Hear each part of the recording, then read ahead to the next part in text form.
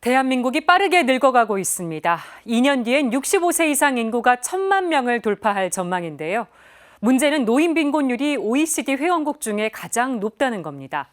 안타깝게도 정부 정책은 정반대로 가고 있습니다. 김현정 기자가 짚어봤습니다.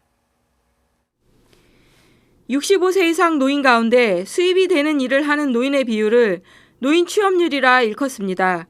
2020년 기준 노인 취업률은 36.9%, 노인 취업률은 2014년 이후 지속적으로 증가하고 있습니다. 취업 노인 중 절반 가까이가 단순 노무 종사자인 것으로 나타났습니다. 서비스 판매 종사자는 16.9%이고 13.5%가 농어 축산업 종사자입니다. 전문 기술직이나 고위 임원직은 모두 한 자릿수 비율에 불과했습니다.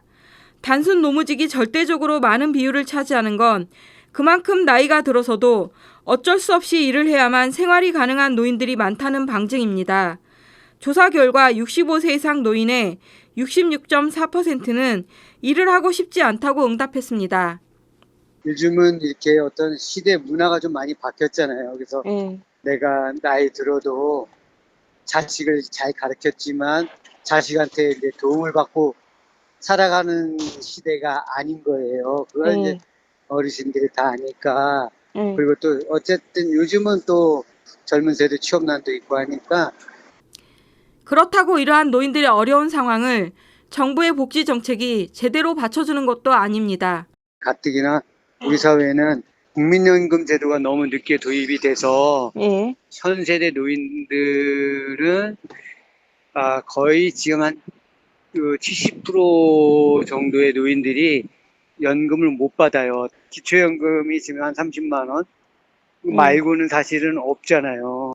또 노인들의 노후소득을 보충하자는 취지에서 만든 공공형 일자리마저 내년에는 없어져 노인 빈곤율은 더욱 심화될 것으로 전망됩니다. 정부가 내년도 예산안을 통해 공공형 노인 일자리 축소를 공식화했기 때문입니다.